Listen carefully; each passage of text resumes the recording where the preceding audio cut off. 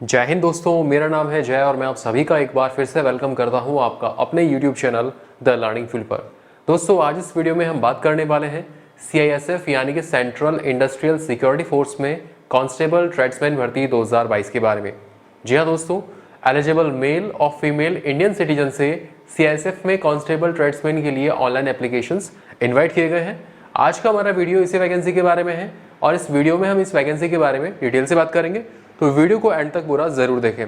तो चलिए शुरू करते हैं और सबसे पहले बात करते हैं यहाँ पर नंबर ऑफ पोस्ट के बारे में। तो दोस्तों यहाँ पर आपको बता दें कि यहाँ पर आपकी टोटल पोस्ट रहेंगी 787।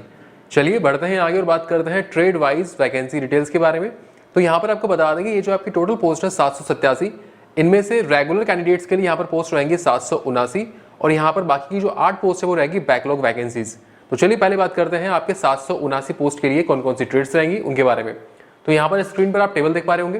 तो यहाँ पर आपकी पहली ट्रेड है कांस्टेबल कुक की और कांस्टेबल कुक के लिए आपकी टोटल नंबर ऑफ पोस्ट है 304 और इन 304 पोस्ट में से मेल कैंडिडेट्स के लिए टोटल पोस्ट रहेंगे 247, फीमेल्स के लिए यहाँ पर टोटल पोस्ट रहेंगे 27 और एक्स सर्विसमैन के लिए यहाँ पर आपकी टोटल पोस्ट रहेंगी 30। यहाँ पर आपकी अगली ट्रेड है कांस्टेबल कॉबलर की और कांस्टेबल कॉबलर के लिए टोटल पोस्ट रहेंगी आपकी 6 और इन 6 पोस्ट में से मेल कैंडिडेट्स के लिए आपकी टोटल पोस्ट रहेंगे 4, फीमेल के लिए रहेंगे 1 और एक्स सर्विसमैन के लिए भी रहेगी 1। यहाँ पर आपकी अगली ट्रेड है कांस्टेबल टेलर की और कांस्टेबल टेलर के लिए आपकी टोटल पोस्ट है 27 और इन 27 पोस्ट में से मेल कैंडिडेट्स के लिए यहाँ पर टोटल पोस्ट रहेंगी 22, फीमेल के लिए रहेंगी 2 और एक्स सर्विसमैन के लिए यहाँ पर आपकी पोस्ट रहेंगी 3। तो दोस्तों यहाँ पर आप वीडियो को पॉज करके आराम से देख सकते हैं कि यहाँ पर आपकी कौन कौन सी ट्रेड्स हैं और इस पर्टिकुलर ट्रेड में कितने नंबर ऑफ पोस्ट रहेंगी और इस नंबर ऑफ पोस्ट में से मेल कैंडिडेट्स के लिए कितनी पोस्ट है, फीमेल्स के लिए कितनी पोस्ट है और एक्स सर्विसमैन के लिए कितनी पोस्ट है। तो यहाँ पर आप वीडियो को पॉज करके आराम से देख सकते हैं। तो दोस्तों ये थी आपकी ट्रेड वाइज वैकेंसी डिटेल्स। चलिए बढ़ते हैं आगे और बात करते हैं इसके इंपॉर्टेंट डेट्स के बारे में। तो यहाँ पर आपको बता दें कि इसके ऑनलाइन फॉर्म 21 नवंबर 2022 से भरना शुरू होंगे और इसका फॉर्म फिल करने की लास्ट डेट है 20 दिसंबर 2022। तो ये थी इसकी इंपॉर्टेंट डेट्स। चलिए बढ़ते हैं आगे और बात करते हैं यहाँ पर आपकी एप्लीकेशन फी के बारे में। तो यहाँ पर आपको बता दें कि वो मेल कैंडिडेट्स जो कि जनरल, OBC या फिर EWS कैटेगरी से बिलोंग करते हैं तो ऐसे मेल कैंडिडेट्स को 100 रुपये फी का पेमेंट करना होगा। इसके अलावा वो कैंडिडेट्स जो कि SC या फिर ST से बिलोंग करते हैं या फिर अगर आप एक्स सर्विसमैन हैं या फिर अगर आप फीमेल कैंडिडेट्स हैं तो यहाँ पर आपको इसका फॉर्म फिल करने के लिए कोई भी एप्लीकेशन फी का पेमेंट नहीं करना होगा। तो दोस्तों ये थी इसकी एप्लीकेशन फी। चलिए बढ़ते हैं आगे और बात करते हैं यहाँ पर आपकी एज लिमिट यानी कि आपकी उम्र के बारे में। तो दोस्तों यहाँ पर आपको बता दें कि आपकी उम्र 1 अगस्त 2022 के हिसाब से काउंट की जाएगी। इस डेट के हिसाब से आपकी मिनिमम एज यानी कि जो आपकी कम से कम उम्र है वो 18 साल तक हो सकती है और आपकी मैक्सिमम एज यानी कि जो आपकी अधिकतम उम्र है वो 23 साल तक हो सकती है। यानी कि आपकी उम्र 18 साल से लेकर 23 साल के बीच होना जरूरी है 1 अगस्त 2022 के हिसाब से। तो ये थी आपकी एज लिमिट यानी कि आपकी उम्र। चलिए बढ़ते हैं आगे और बात करते हैं यहाँ पर आपके पे स्केल यानी कि वेतन के बारे में।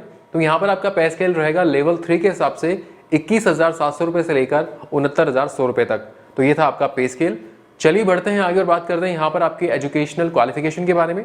तो दोस्तों इस वैकेंसी के लिए अप्लाई करने के लिए आपको भारत सरकार द्वारा मान्यता प्राप्त किसी भी बोर्ड से आपको 10वीं पास होना जरूरी है। अगर आप 10वीं पास हैं तो आप इस वैकेंसी के लिए अप्लाई कर सकते हैं। तो ये थी आपकी एजुकेशनल क्वालिफिकेशन। चलिए बढ़ते हैं आगे और बात करते हैं यहाँ पर इसके सिलेक्शन प्रोसेस के बारे में। तो इसके सिलेक्शन प्रोसेस में आपका सबसे पहला होगा PST यानी कि फिजिकल स्टैंडर्ड टेस्ट। PST में आपका हाइट, चेस्ट और वेट का मेजरमेंट किया जाएगा। तो चलिए पहले बात करते हैं यहाँ पर आपकी हाइट के बारे में। तो आपको बता दें कि मेल कैंडिडेट्स की हाइट कम से कम 170 सेंटीमीटर तक होना जरूरी है और अगर बात करें फीमेल कैंडिडेट्स की हाइट के बारे में तो फीमेल कैंडिडेट्स की हाइट कम से कम 157 सेंटीमीटर तक होना जरूरी है। तो ये थी आपकी हाइट। चलिए बात करते हैं यहाँ पर आपके चेस्ट के मेजरमेंट के बारे में। तो दोस्तों यहाँ पर आपको बता दें कि चेस्ट का मेजरमेंट केवल मेल कैंडिडेट्स का ही किया जाएगा। तो यहाँ पर आपका चेस्ट बिना फुलाए कम से कम 80 सेंटीमीटर तक होना जरूरी है और उसमें कम से कम 5 सेंटीमीटर तक फुलाव भी होना जरूरी है। यानी कि आपका चेस्ट बिना फुलाए 80 सेंटीमीटर तक होना चाहिए और उसमें कम से कम 5 सेंटीमीटर फुलाव के साथ 85 सेंटीमीटर तक होना जरूरी है। तो ये था आपका चेस्ट का मेजरमेंट।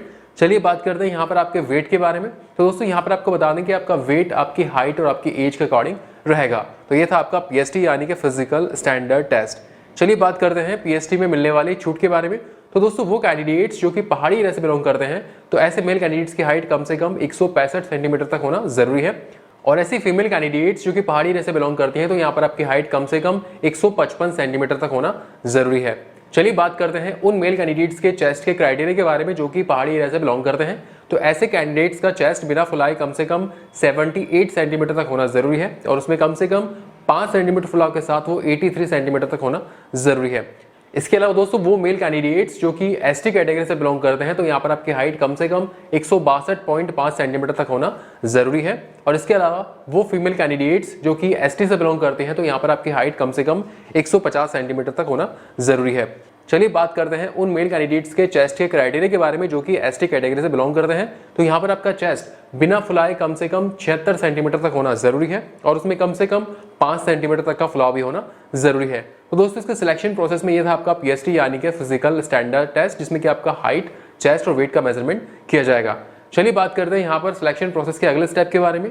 तो सिलेक्शन प्रोसेस में पीएसटी क्लियर करने के बाद में आपका अगला टेस्ट होता है पीईटी यानी कि फिजिकल एफिशिएंसी टेस्ट, जो कि आपका क्वालिफाइंग नेचर होगा, यानी इसके मार्क्स नहीं जुड़ेंगे लेकिन आपको क्वालिफाई करना जरूरी होगा। तो इसके पीईटी में आपका होगा रनिंग का टेस्ट।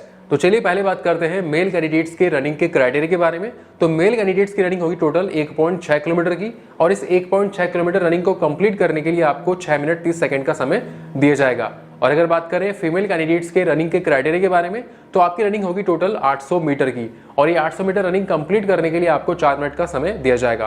तो दोस्तों ये था आपका पीईटी यानी कि फिजिकल एफिशिएंसी टेस्ट। इसके सिलेक्शन प्रोसेस में पीईटी क्लियर करने के बाद में आपका अगला टेस्ट होता है डॉक्यूमेंट वेरिफिकेशन, जिसमें कि आपके डॉक्यूमेंट्स को वेरीफाई किया जाता है। डॉक्यूमेंट्स को वेरीफाई करने के बाद में आपका ट्रेड टेस्ट लिया जाता है और वो कैंडिडेट्स जो कि ट्रेड टेस्ट सक्सेसफुली क्लियर कर लेते हैं फिर उनका होता है रिटन एग्जामिनेशन, जो कि आपका एक OMR बेस्ड सीबीटी यानी कंप्यूटर बेस्ड टेस्ट लिया जाता है, जिसमें कि आपके टोटल 100 क्वेश्चंस आते हैं और ये 100 क्वेश्चंस आपके टोटल 100 मार्क्स के होते हैं और ये रिटन एग्जामिनेशन क्लियर करने के लिए आपको टोटल 2 घंटे का समय दिया जाता है। दोस्तों यहाँ पर आपको बता दें कि रिटन एग्जामिनेशन में आपके general awareness, general knowledge, knowledge of elementary mathematics, analytical aptitude और हिंदी और इंग्लिश के बेसिक नॉलेज से रिलेटेड यहाँ पर आपके प्रश्न आएंगे। तो दोस्तों ये था आपका रिटन एग्जामिनेशन। इसके सिलेक्शन प्रोसेस में रिटन एग्जामिनेशन क्लियर करने के बाद में आपका अगला टेस्ट होता है मेडिकल एग्जामिनेशन। तो दोस्तों ये था इसका सिलेक्शन प्रोसेस। चलिए बढ़ते हैं आगे, बात करते हैं कि आप इस वैकेंसी के लिए कैसे अप्लाई कर सकते हैं। तो दोस्तों इस वैकेंसी के लिए अप्लाई करने के लिए CISF की ऑफिशियल वेबसाइट www.cisfrectt.in पर जाकर आप इसका फॉर्म फिल कर सकते हैं और इसका फॉर्म फिल करने की लास्ट डेट है 20 दिसंबर 2022। सो फ्रेंड्स ये वीडियो था CISF यानी कि सेंट्रल इंडस्ट्रियल सिक्योरिटी फोर्स में कांस्टेबल ट्रेड्समैन की भर्ती निकली है उसके बारे में वीडियो था। दोस्तों उम्मीद करते हैं कि यहाँ पर हमने आपको जो इन्फॉर्मेशन दी वो आपको अच्छी लगी होगी। अगर आपको वीडियो अच्छा लगा हो तो इस वीडियो को लाइक और अपने दोस्तों के साथ शेयर जरूर करें और फ्यूचर में इस चैनल पर इसी तरह के यूजफुल वीडियोस देखने के लिए इस चैनल को सब्सक्राइब करके बेल आइकन जरूर दबाएं, जिससे आपको ऐसे ही यूजफुल वीडियोस की अपडेट्स मिलती रहे। So thank you for watching our video. जय हिंद।